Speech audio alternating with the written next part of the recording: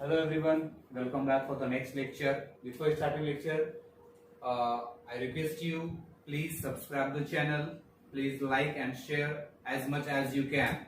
Okay? अभी तक हम आगे बढ़ने से पहले एक बार फिर से हम ब्रीफ कर लेंगे अभी तक हमने पढ़ा क्या है। लास्ट क्लास में अभी तक हमने जो लिविंग और नॉन लिविंग को डिस्कस करने के बाद सेल की तरफ बढ़े थे। तो सेल की डेफिनेशंस के बारे में हम लोग जाने थे कि सेल एग्जैक्टली क्या होता है। सेल का डेफिनेशन जो हमने देखा था वो था cell is the structural and functional unit of life. और थोड़ा उसको एलेबोरेट करने के बाद हमने सेल का एक फिगर बनाया था, एक पिक्चर बनाया था, कुछ इस तरह का था वो, जो कि इसकी बाउंड्री जो थी इसे हम प्लाज्मा मेम्ब्रेन या सेल मेम्ब्रेन कहते हैं, या it can be also called as plasmalemma. It can be also called as plasmalemma. In some books, in somewhere आपको प्लाज्मा लेमा भी मिल सकता है। इसके सेंटर में जो ये पार्ट प्रेजेंट है इसे हम कहते हैं कि भाई ये क्या है, दिस इज व्हाट न्यूक्लियस। ये क्या है, न्यूक्लियस है। और इसी न्यूक्लियस के पास प्रेजेंट होता है, that nucleus is equal to, मैं मैथमेटिकली इसको लिख देता हूं, न्यूक्लियस में न्यूक्लियर मेम्ब्रेन प्रेजेंट होता है। तो this is what the boundary which is called as nuclear membrane. हमने लास्ट क्लास में आपको बोला था prime minister of India Narendra Modi, ठीक है। और उसके अंदर न्यूक्लियर मेम्ब्रेन से जब अंदर जाएंगे तो अपने को मिलेगा न्यूक्लियोलस। क्या मिलेगा, nucleolus, which consist of RNA ribo nucleic acid plus nucleoplasm. Nucleoplasm ये कुछ चीजें, ये जो कुछ स्ट्रक्चर्स हैं, the nucleus consist of nuclear membrane, nucleolus, nucleoplasm and the genetic material और डीएनए। डीएनए जो सेल में जैसा होगा उसके हिसाब से जेनेटिक मटेरियल चेंज होता है। किसी के केस में डीएनए रहता है, किसी के केस में RNA as a genetic material act करता है। तो डीएनए या फिर हम कह सकते हैं कि जीनोम या क्रोमेटिन फाइबर भी कहते हैं। क्रोमेटिन फाइबर, किसी किसी बुक में ये लिखा रहता है कि वो कॉम्प्लेक्स स्ट्रक्चर है। हमने इसको जूम करके लास्ट क्लास में इसे हमने बनाया था, तो हमने आपको बताया था कि ये जो न्यूक्लियस है इसके अंदर ये जो कंडेंस्ड फॉर्म है इसे बोला जाता है क्रोमेटिन फाइबर। यहाँ पे जो ये प्रेजेंट है inside the nucleus centrally located is nucleolus, और ये है nuclear membrane, and inside that membrane is the plasms, the cytoplasm of the nucleus is called as nucleoplasm. This is what called as nucleoplasm. And the cell is also having a dense fluid inside the boundary of the cell, which is also called as cytoplasm of the cell, which is also called as cytoplasm of cell. So that nucleus is also having a cytoplasmic content. So that content is what called as nucleoplasm, the cytoplasm of nucleus. The cytoplasm of nucleus is what called as nucleoplasm. तो cell के बारे में पढ़ते पढ़ते थोड़ा हमें अब कुछ और चीजें भी जानने की जरूरत पड़ेगी कि सेल के साथ जो न्यूक्लियस है, जो डीएनए है, जो हम कह रहे हैं कि जीनोम है, तो ये डीएनए और आरएनए किस चीज का बना होता है। तो उसको समझाने के लिए मैं पहले आपको एक एक्सप्रेशन, एक मैथमेटिकल एक्सप्रेशन दूंगा जिसको कहते हैं nucleotide is equal to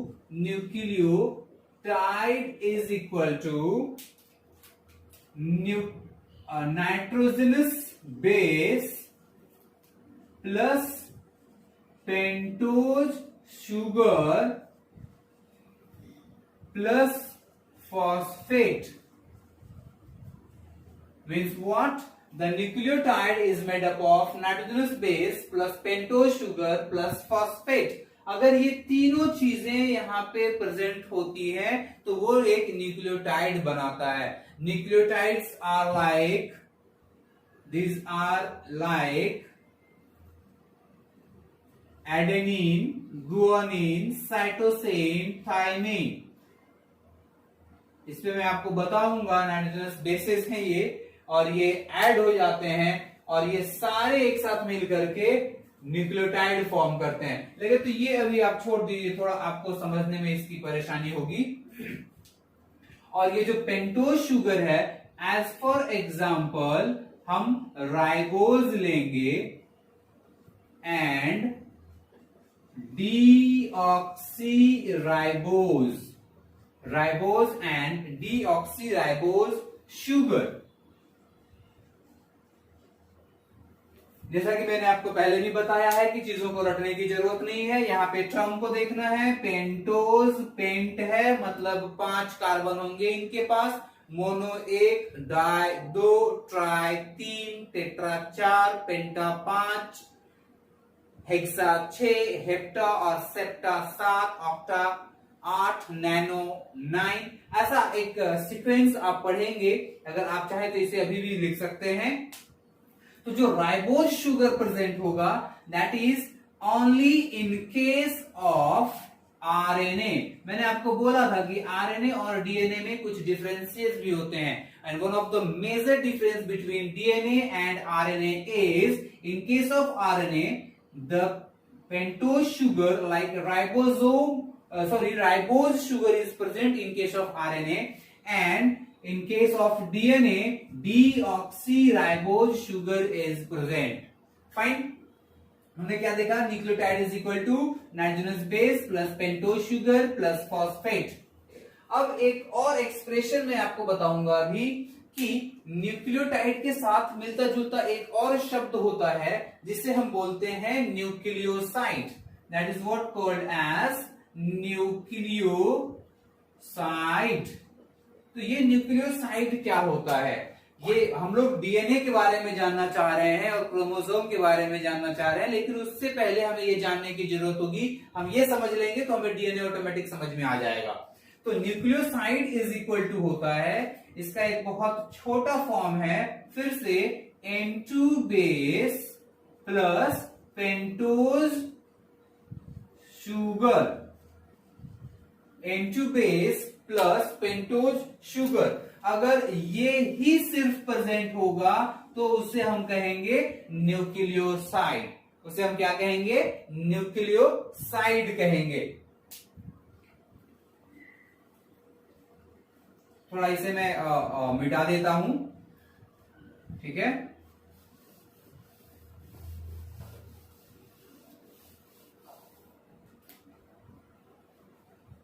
further, अब अगर हम नाइट्रोजनस बेस और पेंटोज शुगर, अगर ये दोनों न्यूक्लियोसाइड फॉर्म कर रहे हैं, तो can we write nucleotide as nucleotide is equal to, it can be also written as nucleoside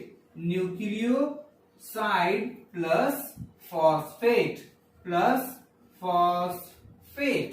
So these three combinations you have to remember. These all are always utilized very frequently.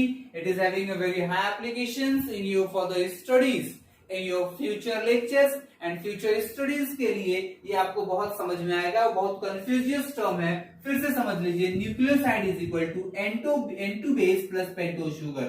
N2 base plus pentose sugar, ये दोनों सिर्फ अगर present है तो उसे हम nucleoside कहेंगे। लेकिन अगर ये N2 बेस, पेंटोज शुगर और फॉस्फेट तीनों प्रेजेंट है तो उसे हम न्यूक्लियोटाइड कहेंगे। तो nucleotide is equal to, it can be also expressed as nucleoside plus phosphate. Means what? When we add phosphate molecule to the nucleoside structure, then the resultant structure will be the nucleotide. That cannot be called as a nucleoside. When we add phosphate onto the nucleoside, the resultant structure what we gain after that is what called as nucleotide. तो nucleotide और nucleoside समझने के बाद हम एक चीज अब आगे देखते हैं कि न्यूक्लियोटाइड जो होता है ये फर्दर फॉर्म करता है gene. Nucleotide further forms genes, gene further forms DNA and DNA further forms chromosome. Chromosome हमने क्या लिखा? न्यूक्लियोटाइड जीन फॉर्म करेगा, जीन डीएनए बनाएगा, डीएनए क्रोमोसोम बनाएगा, है ना. तो ये जो न्यूक्लियोटाइड है, can we say it as the basic unit of, it can be called as basic unit of gene, और we can say it as the basic unit of DNA, क्योंकि indirectly और डायरेक्टली डीएनए भी nucleotide से बना है. या फिर we can also say it as in one form the genome. Now what is that genome? मैं उसके डेफिनेशन यहां लिख देता हूं. जो जीनोम शब्द हम देख रहे हैं ये बहुत इंपॉर्टेंट है. जीनोम का मतलब होता है the complete length of gene. बहुत शॉर्ट डेफिनेशन है. कंप्लीट लेंथ ऑफ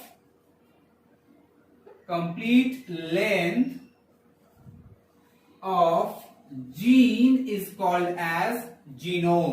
या फिर हम कह सकते हैं, we can also use another definition, the complete length of the sequence of nucleotides means nucleotidic sequence. The complete length of nucleotidic sequence is called as genome. जो पूरे nucleotides के जो सीक्वेंस होंगे उसको हम बोलेंगे genome. The complete length of gene बोलते हैं, तो मतलब उसमें डीएनए भी कवर हो जाता है. ठीक है, तो जीन को हम क्या कह सकते हैं? जैसा हम जान रहे हैं कि जीन से डीएनए बना है, मतलब डीएनए को जब हम ब्रेक करेंगे तो वो शायद जीन देगा. The fragments of DNA, gene can be called as fragment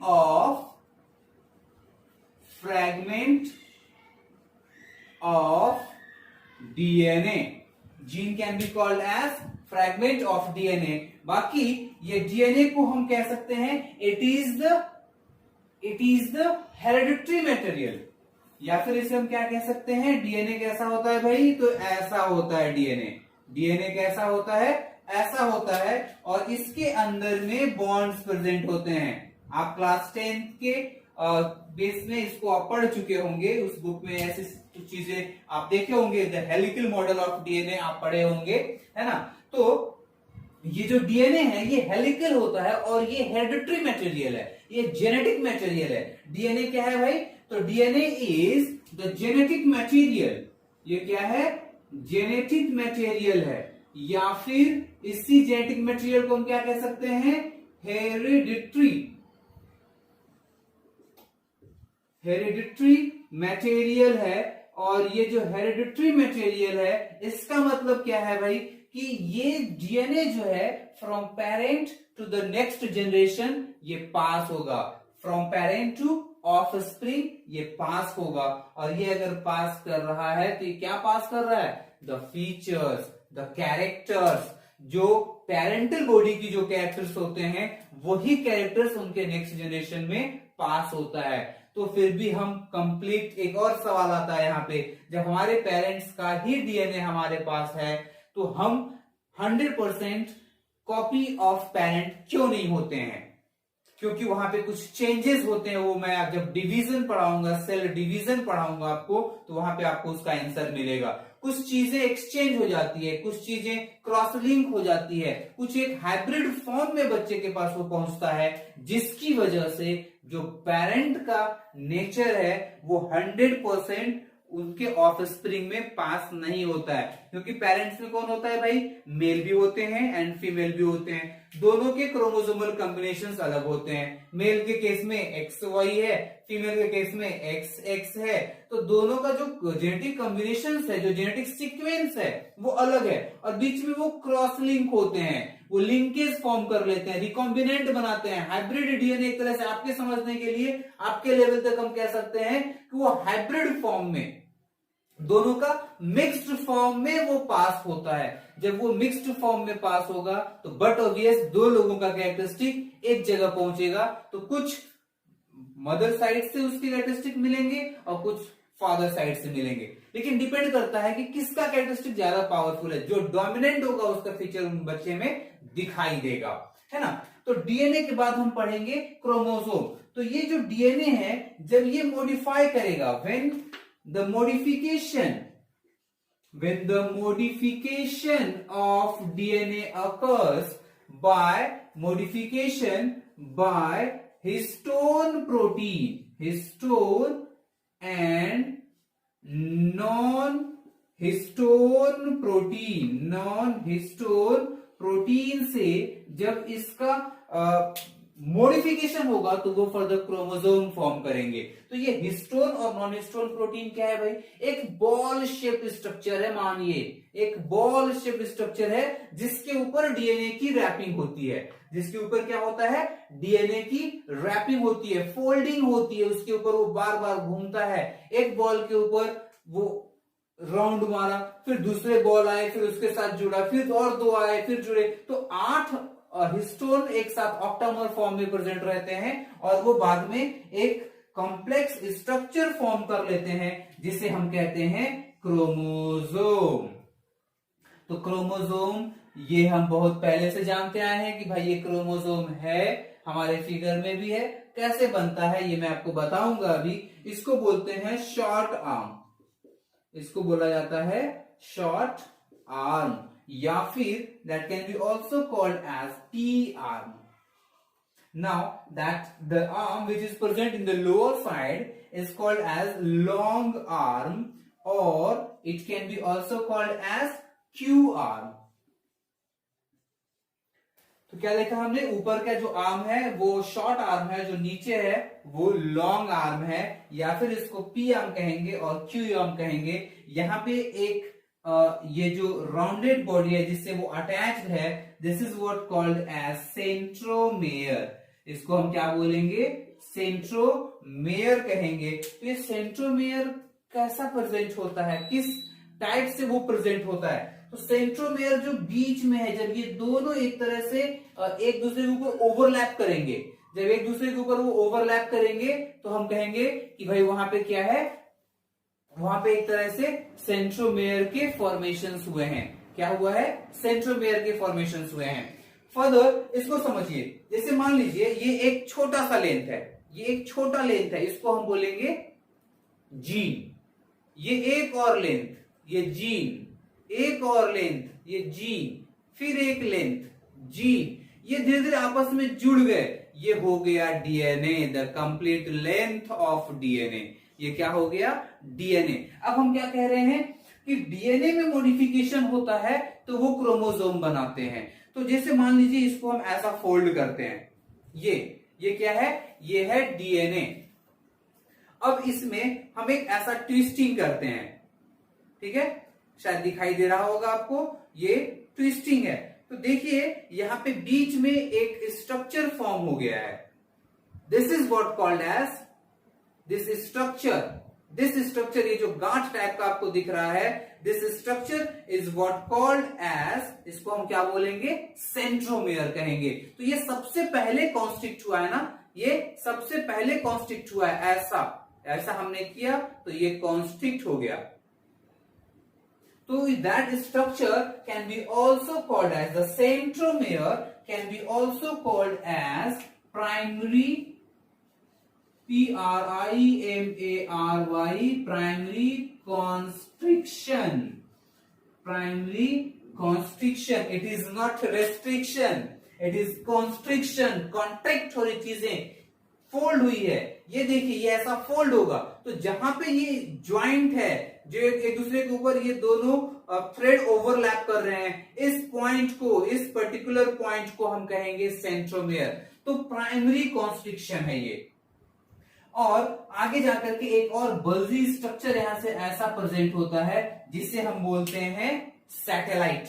this is what called as satellite, इसे हम क्या कहेंगे, सैटेलाइट कहेंगे, सैटेलाइट रीजन, या it can be also called as secondary constriction, it can be also called as secondary constriction, मतलब जब दोबारा इसमें फोल्डिंग होगा तब उसे हम कहेंगे, क्या बोलेंगे भाई, सैटेलाइट कहेंगे। तो ये ऐसा है, और बाद में मानिए फिर ये एक हाफ डीएनए, यहां से फिर एक ट्विस्टिंग हो गई है, ऐसा मैं कोशिश करता हूं जहां तक ये बन सके, ठीक है। ये एक ऐसा डीएनए हमने बनाया है, ये हमने एक ऐसा डीएनए बनाया है, तो इसके ऊपर का जो ये पार्ट दिख रहा है, ये अपर 2 फिंगर्स, तो यहां पे देखिए ये जो दोनों है मेरे जो फिंगर्स ऊपर में है, सबसे ऊपर में, ये होंगे क्या कहलाएंगे भाई, these two are called as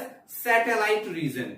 तो सैटेलाइट रीजन दोबारा कॉन्स्टिट्यूट होने की वजह से बनता है, तो it is also called as secondary constriction, primary constriction, secondary constriction.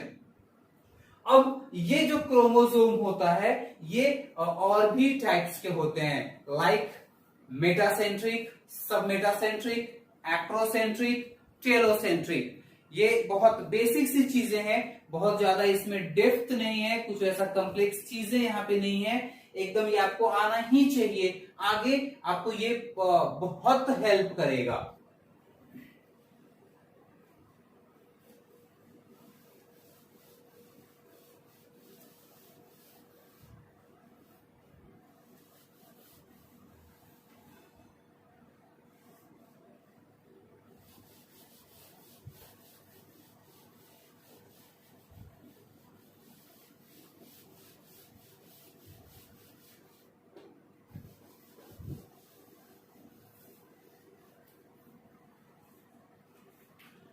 हाँ, तो हम लोग क्रोमोसोम के बारे में बात कर रहे थे, तो बिफोर गोइंग ऑन दैट हम थोड़ा सा डीएनए के बारे में भी बात कर लें। डीएनए जो होता है, it can be double stranded DNA और it can be single stranded DNA. Chromosome के बारे में हम डिस्कस कर लें, तो ये जो क्रोमोसोम होगा इसके 4 टाइप्स होंगे। पहला होगा मेटासेंट्रिक, सब metacentric, acrocentric and telocentric. Before discussing telocentric, मैं आपको थोड़ा यहाँ पे ये चीजें दिखा दूं। ये देखिए, जो मैं ब्लैक कलर से इसको जो कंप्लीटली मैं कवर कर रहा हूं, black region, the black zone, दोनों भी साइड में, इसको बोला जाता है telomere. This is what called as telomeric sequence या फिर टेलोमेयर भी कहते हैं, ठीक है।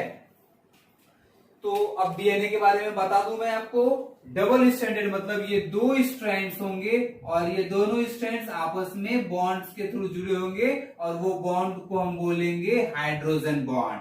सिंगल स्ट्रैंडेड मतलब एक सिंगल स्ट्रैंड होगा, ऐसा क्या होगा, एक सिंगल स्ट्रैंड होगा इस तरह का।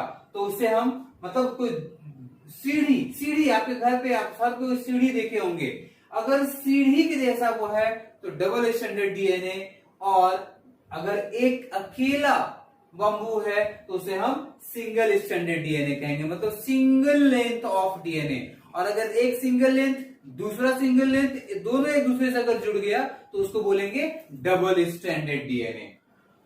हाँ, तो अब मैं आपको मेटासेंट्रिक, सब मेटासेंट्रिक इसके बारे में बता दूं ये कैसा होता है एक सिंगल लाइन से। Before explaining this all terms, मैं आपको पहले ये बता दूं कि किस बेसिस पे डिवीजन हुआ इनका। The chromosomes are classified into 4 further sub categories on the basis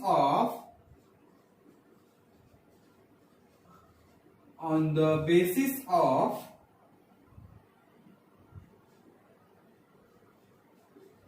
सेंट्रोमेयर्स location, ये सेंट्रोमेयर का लोकेशन कैसा है उसके बेसिस पे, मतलब कहां पे लोकेटेड है सेंट्रोमेयर, उसके बेसिस पे 4 कैटेगरी हुई है। जैसे अगर एक ये क्रोमोसोम में ऐसा लाइन बनाता हूं, अगर बीचों बीच प्रेजेंट है सेंट्रोमेयर तो मेटासेंट्रिक। अगर थोड़ा इजी वे में हम दोनों आर्म्स को डिफरेंशिएट कर पाए, मतलब मिडिल से नीचे अगर है तो उसे हम बोलेंगे सब मेटासेंट्रिक। अगर थोड़ा और नीचे है, मतलब एक तरह से कहें कि थोड़ा इनको सब मेटासेंट्रिक के केस में जो दोनों आर्म्स होंगे उनको एक दूसरे के कंपैरिजन में अगर देखेंगे तो बहुत ध्यान से देखना पड़ेगा, तब समझ में आएगा कि भाई दोनों इक्वल आर्म्स नहीं है। लेकिन मेटासेंट्रिक में दोनों आर्म्स इक्वल होंगे, ठीक है। जब इनको आप इसको इस डायरेक्शन में शिफ्ट करोगे और इसको एज इट इज रहने देंगे तो कहीं ना कहीं ये एक वी शेप्ड स्ट्रक्चर फॉर्म करेगा। वी है ना, तो ये वी शेप होता है, ठीक है। जब इसको आप इस डायरेक्शन में शिफ्ट करेंगे नीचे के आर्म को बिलो द सेंट्रोमेयर, तो ये एक एल शेप्ड स्ट्रक्चर बनाएगा। एल में क्या होता है, एक जो डंडा होता है लंबा होता है, नीचे का जो बेस होता है लंबे वाले के लेंथ से कम होता है, तो ये एल, तो ये हो जाएगा सेंट्रोमेयर, ये हो जाएगा एल शेप। ओके। एक्रोसेंट्रिक, एक इजीली डिफरेंशिएटेड होंगे दोनों भी आर्म्स, कौन बड़ा है कौन छोटा है एकदम इजी वे में वो दिखेगा, तो ये हो जाएगा एक्रोसेंट्रिक, जिससे हम कहेंगे जब इसको थोड़ा ऐसा अगर बेंड करेंगे तो ये एक जे शेप्ड स्ट्रक्चर फॉर्म करेगा, एक जे शेप्ड स्ट्रक्चर फॉर्म करेगा। तो यहां पे मान लीजिए इसके सेंट्रोमेयर होंगे तो ये क्या होगा, जे शेप होगा, ठीक है। टेलोसेंट्रिक, टेलोसेंट्रिक मतलब पहले टेलोमेयर की तरफ ध्यान दीजिए, ये जो दोनों भी टर्मिनल रीजन्स में जो सीक्वेंसेस हैं ये टेलोमेयर हैं, ये प्रोटेक्ट करते हैं इनसाइड, एक तरह से ये प्रोटेक्टिव लेयर है, आप इतना मानिए ये प्रोटेक्टिव लेयर है। ये लीकेज ऑफ सीक्वेंस जो इस क्रोमोसोम के अंदर जो सीक्वेंस है, जो जेनेटिक सीक्वेंस है ना, ये क्या है, ये है जेनेटिक सीक्वेंस।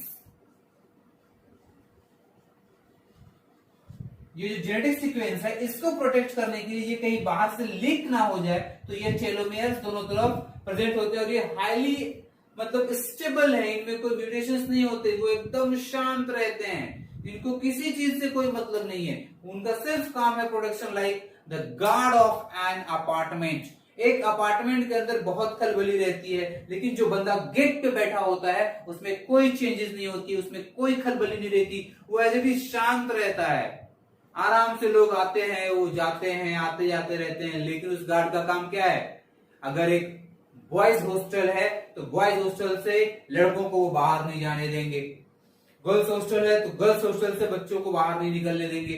गार्ड का काम ये होता है कोई अनवांटेड चीज बाहर से अंदर ना एंटर कर जाए, ये गार्ड का काम होता है कि नहीं। तो गार्ड की तरह ये काम करता है, ये सीक्वेंसेस को लीक नहीं होने देता है। It does not allows the sequences present inside the chromosome to leak out into the surroundings, उस सराउंडिंग्स में लीक नहीं होने देगा।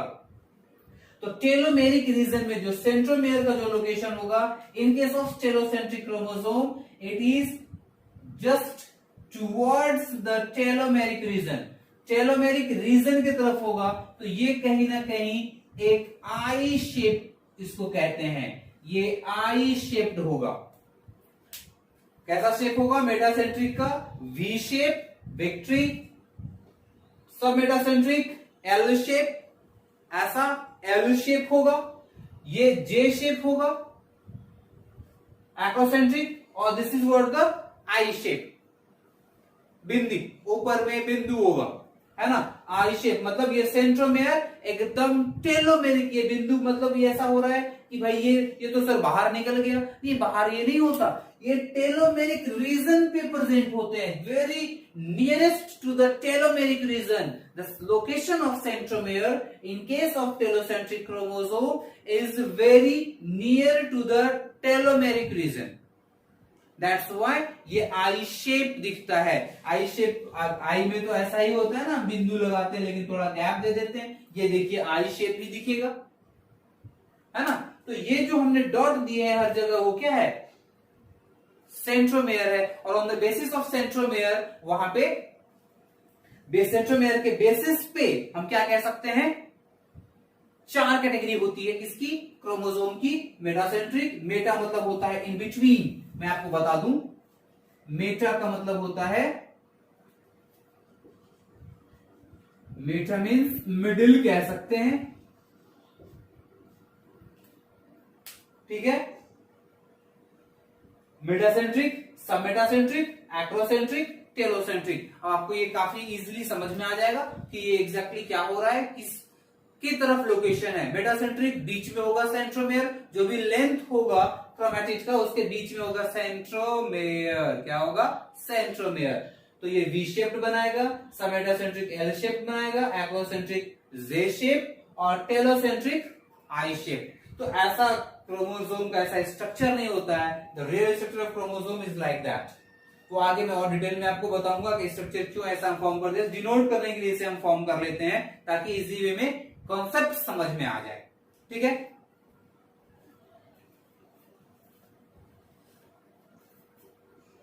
अब आगे एक और कैटेगरी होती है क्रोमोसोम की, मैं इसे मिटा देता हूं, यही इसके साथ, दोनों के साथ ये रहेगा तो शायद आपको और इजी होगा समझने में। मैं ये डबल स्टैंडर्ड डीएनए में मिटा देता हूं, है ना। क्रोमोसोम को और 2 कैटेगरी में डिवाइड किया गया है, जो शायद आप भी जानते होंगे काफी आराम से। आपको ये चीजें पता होगी पहले भी कि जो क्रोमोसोम्स होते हैं, it is of 2 types again, जिसको बोलते हैं ऑटोसोम और सेक्स क्रोमोसोम।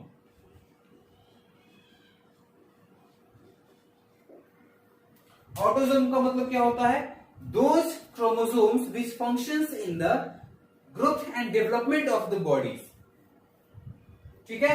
पहले सेक्स क्रोमोसोम लिख दूं, it functions in sex determination,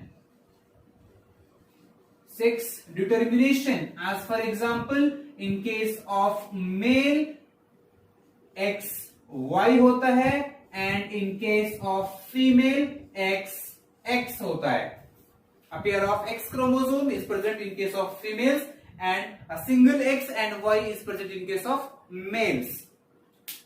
तो ऑटोसोम का फंक्शन क्या होता है other than sex chromosome? Sex क्या है वो डिटरमाइन कौन करेगा? सेक्स क्रोमोसोम डिटरमाइन करेगा. अगर एक एक्स और वाई आपस में मिल गया तो वो मेल बेबी होगा, और अगर एक एक्स और दूसरा भी x, one x from mother one x from father अगर आके मिलता है तो वो फीमेल बेबी होगी.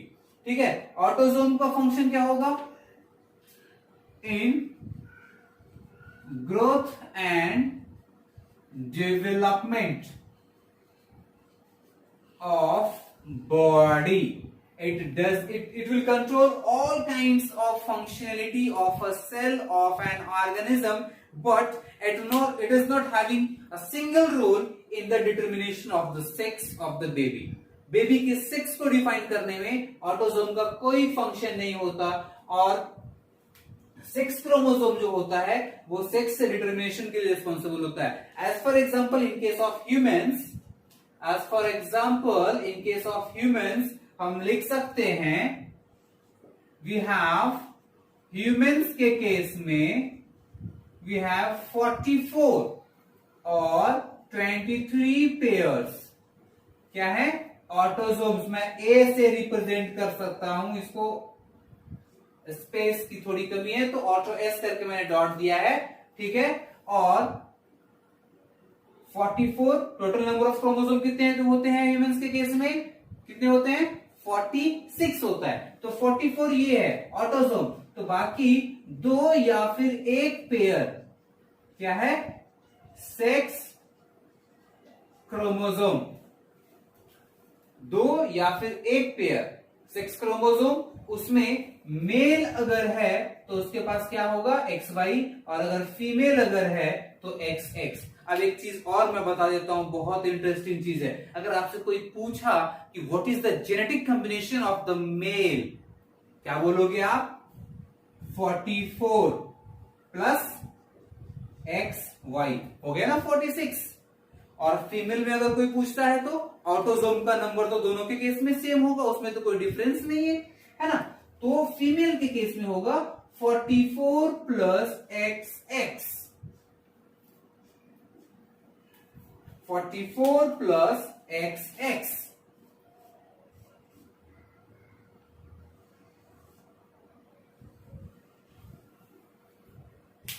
ठीक है, 44 plus XX and 44 plus XY in case of males, this is the symbol of male, and 44 plus XX in case of females, and this is the symbol of female।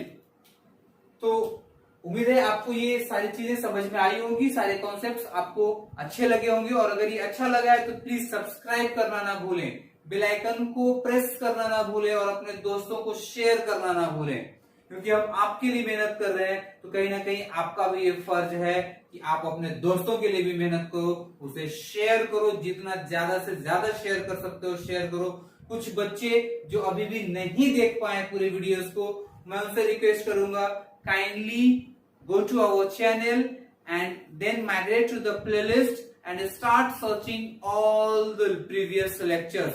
और फिर भी अगर आपको कोई दिक्कत होती है then you can mention in the comment box, आप उसे मेंशन करो और हम अपने लेवल से उसको हर हाल में रेक्टिफाई करके देंगे। मैं आपको समझा के दूंगा कंप्लीटली, मैं उसे फिर से डिस्कस करूंगा। इसके बाद हम एक और वीडियो जो नेक्स्ट रखेंगे उसमें इससे आगे की कंटेंट हम लोग डिस्कस करेंगे। मतलब हमने न्यूक्लियस के रिलेटेड डीएनए से लेकर के जीन, क्रोमोसोम, सारी चीजें हम लोगों ने देख लिया है ना। Thank you very much.